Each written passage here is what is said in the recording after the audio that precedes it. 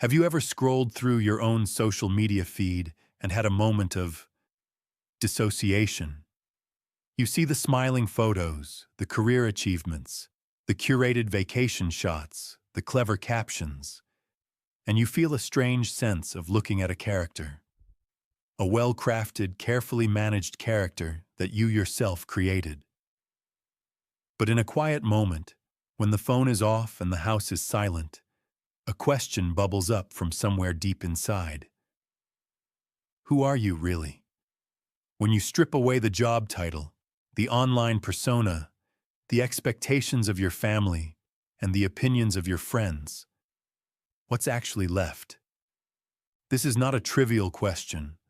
For many of us, particularly in the millennial generation, it's the defining question of our adult lives. We are adrift in a sea of information, a digital landscape of endless choice and constant comparison. We are told we can be anything, but we are rarely given the tools to figure out who we actually are. This creates a quiet, persistent anxiety, a feeling of being foundationless in a world that demands we stand for something. What if I told you that this very modern struggle, this search for an authentic identity in an age of noise, was mapped out almost 2,000 years ago in an ancient story? A story that offers not just comfort, but a profound psychological blueprint for how to build a self that is solid, real, and unshakable. Today, we're going to explore that story, not as a sermon, but as a guide. We're going to look at it through the powerful lens of Jungian psychology to unlock its timeless wisdom for our very modern lives. The story takes place in a location called Caesarea Philippi. It's a detail that's easy to gloss over, but it's crucial. This wasn't just any town. Caesarea Philippi was a place of intense religious diversity. It was filled with temples dedicated to various gods. It was a crossroads of different beliefs and ideologies.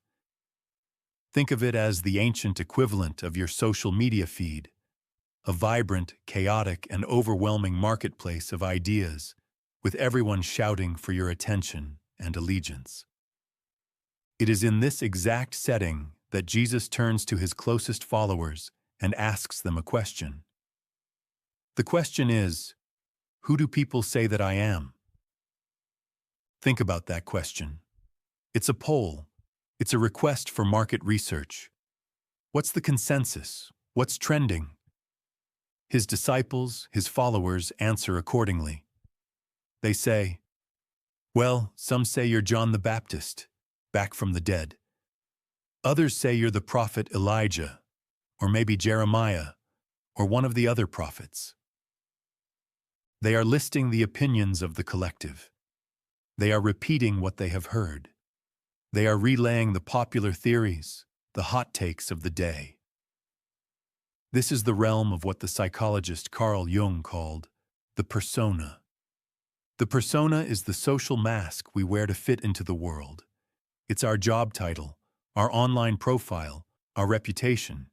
It's the version of ourselves that is crafted to be acceptable and understood by society. For many of us, this curated persona feels like our identity. We become so good at managing the mask that we forget there's a face underneath. The disciples' answer comes entirely from this world of the persona, the world of they say. But then, Jesus does something extraordinary. He dismisses the poll. He ignores the market research. He looks directly at them and changes the question from plural to singular, from external to internal, from impersonal to intensely personal. He asks, "But who do you say that I am?" This is the most important question in the entire narrative, and perhaps one of the most important questions we can ever ask ourselves. This is the call to move beyond the persona. In the language of Jung, this is the call of the self. The self is the totality of who we are, our conscious and our unconscious minds combined. It is the archetype of wholeness, the regulating center of our entire psychological being. While the persona asks, "What does the world want from me?" logically, the self asks, "Who am I, in my deepest essence?" This question stops the disciples in their tracks. The noise of the collective fades, and in that silence, one of them, a fisherman named Simon, speaks. He says, "You are the Christ, the Son of the living God." Now, regardless of your personal faith, let's look at the psychological event taking place here. Jesus' response to Simon is key. He says, "Blessed are you, Simon, for flesh and blood has not revealed this to you, but my heavenly Father." In other words, you didn't figure this out with your rational mind. You didn't deduce it from the evidence or learn it from others. This insight, this moment of profound clarity, came from a deeper source. It was a revelation from that inner center, from the self. This is that aha moment, that gut feeling, that deep intuitive knowing that bypasses logic and resonates as fundamentally true. Simon has, for a moment, connected directly with a truth that wasn't crowdsourced. And what happens next is the blueprint for identity. Jesus says, "And so I say to you, you are Peter." He gives him a new name. This is a pivotal moment of transformation, a milestone in what Jung called the lifelong journey of individuation. Individuation is the process of becoming a distinct, whole individual, of differentiating yourself from the collective norms and expectations to become who you were truly meant to be. The name change is profoundly symbolic. The name Simon means he who hears. Simon was the man who listened to the opinions of others, but the new name, Peter, comes from the word Petros, which means the rock. Think about the difference. He moves from being one who merely hears the shifting sands of public opinion to becoming a rock, something solid, stable, and foundational. This is the birth of an authentic identity. It's the establishment of what Jungians call a strong ego-self axis, a conscious personality that is firmly grounded in the deep, abiding wisdom of the true self.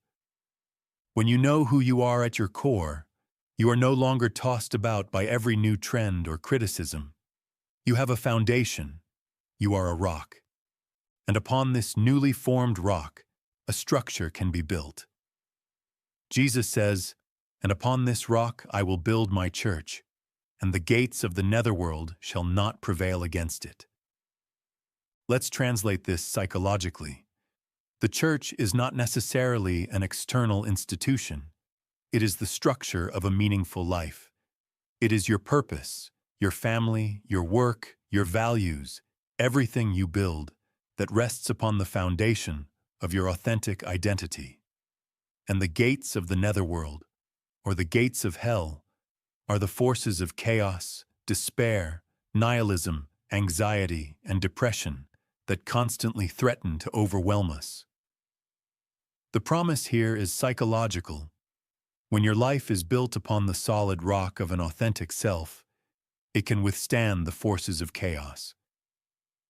An identity based on the persona, on likes and clicks and the approval of others, will crumble under pressure. But an identity built on the rock of the self can endure. But the story doesn't end there. Peter isn't just given a new identity, he's given a new capacity. Jesus says to him, "I will give you the keys to the kingdom of heaven. Whatever you bind on earth shall be bound in heaven, and whatever you loose on earth shall be loosed in heaven." This is perhaps the most misunderstood part of the story, but from a Jungian perspective, it is the most empowering. The kingdom of heaven is not some faraway place you go when you die. It is a symbol for the vast, untapped potential of your own inner world, the collective unconscious, the source of all creativity, wisdom, and transformative energy. The keys are the access to this inner world. When you've done the work to build that solid foundation, that rock, you gain a new level of psychological maturity. You are handed the keys to your own psyche. And with those keys comes the profound power to bind and to loose. What does this mean? It means you gain the capacity for conscious discernment. To bind means to take hold of, to restrain, to master. It is the ability to look at your inner world and consciously bind the negative forces that hold you captive. You can bind the inner critic that tells you you're not good enough. You can bind the anxieties that keep you small. You can bind the inherited traumas or negative beliefs that no longer serve you. You are no longer their victim. You have the authority to restrain them. This is the essence of what is often called shadow work, confronting and integrating the darker, repressed parts of ourselves so they no longer control us from the shadows. And even more powerfully, you gain the power to loose. To loose means to set free, to release, to unleash. When you have the keys to your own inner kingdom, you can unlock and set free your true potential. You can loose the creativity you've suppressed. You can loose the compassion you were afraid to show. You can loose the courage to pursue your true calling, to speak your truth, to live out your authentic purpose.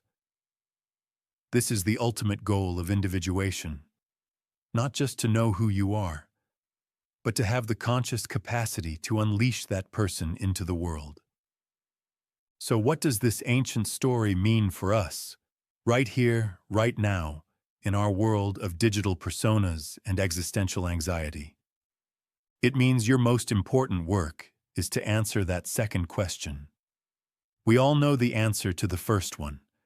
We know who the world says we are. We see it reflected back at us in our job performance reviews, in the comments on our posts, in the subtle expectations of those around us. That is the world of Simon, the one who hears.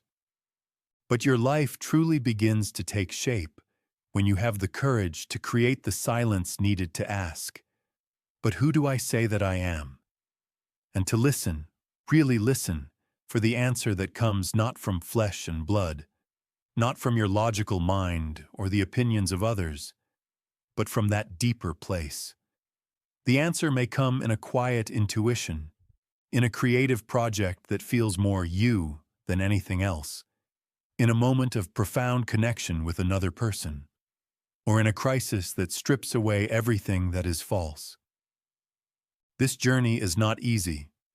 Finding your foundation often requires you to wrestle with your own inner conflicts, your own angels and demons. Building the rock of your identity means differentiating yourself from the crowd, and that can feel lonely. But this story promises that the result is a stability that cannot be shaken. It is the only foundation upon which you can build a life of genuine meaning and purpose. You have the capacity to become the rock. You have the ability to take hold of the keys to your own inner kingdom. You have the power to bind what diminishes you and to loose what makes you whole. So the invitation from this ancient wisdom is simple, but it is profound. Turn away from the noise for a moment. Look past the curated persona you have so carefully constructed, and ask yourself the question that matters most. Beyond what anyone else says, beyond all the noise, who do you say that you are? The answer to that question is your rock, and on it, you can build everything.